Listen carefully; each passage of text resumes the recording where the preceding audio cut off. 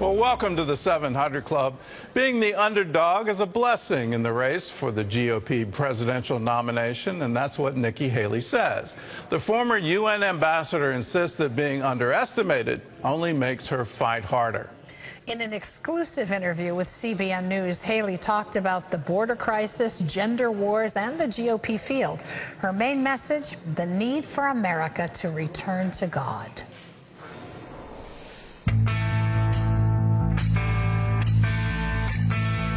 Perhaps more than any other candidate so far, Nikki Haley is actively engaging with the evangelical community.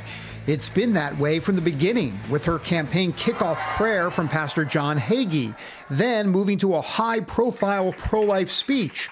We spoke following her commencement address at Regent University, where she made clear why she's putting faith at the forefront. We need one national purpose. We need to go back to faith, family, country. That's what's always served us well, and we've got to bring that back together. She says the left's obsession with trying to break down traditional gender roles in all aspects of society are having the opposite effect. We are doing such a disservice to this generation. We have got to stop this. We've got to snap out of it. In our interview, she also took Florida Governor Ron DeSantis to task over his dispute with Disney.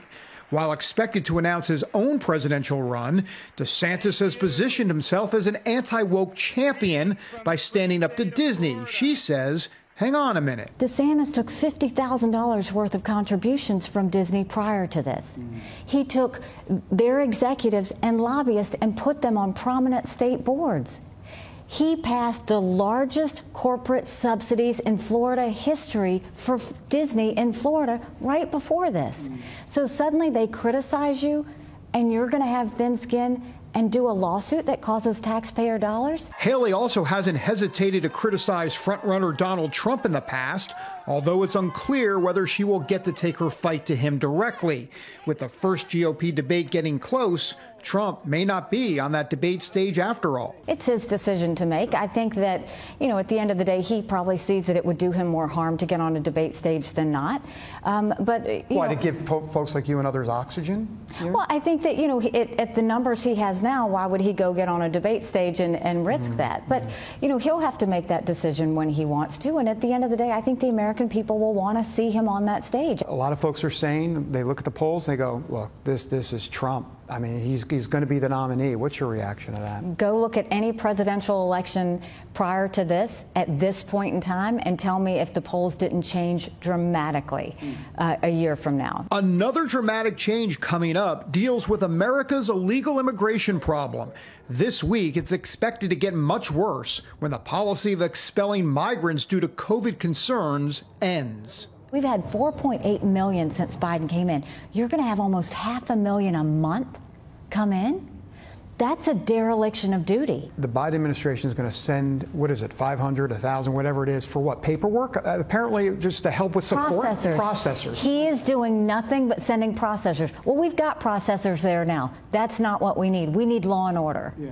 We've had enough processors up until now. Haley hopes voters will see her tough-as-nails approach, and in turn, she'll move up in the polls. I have been underestimated in everything I've ever done, and it's a blessing because it makes me scrappy. David Brody, CBN News, Washington.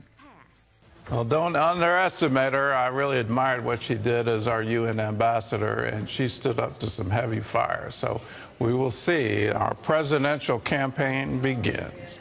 In other news, today the White House is gathering congressional leaders for a summit on raising the debt ceiling.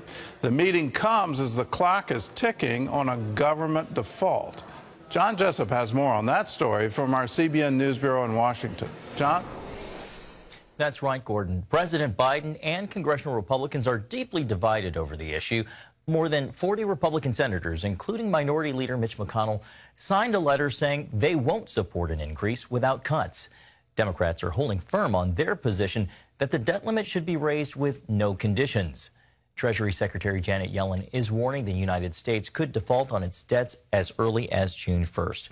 Well, turning to Israel, where the military overnight targeted leaders of Islamic Jihad in the Gaza Strip. The operation killing 3 leaders of the terrorist group in their homes. According to the IDF, the men were responsible for rockets fired at Israel, operations in Judea and Samaria, and funneling weapons and money from Hamas. Israel's Home Front Command says the operation is ongoing and is instructing Israelis within 25 miles of the Gaza Strip to stay near protected areas.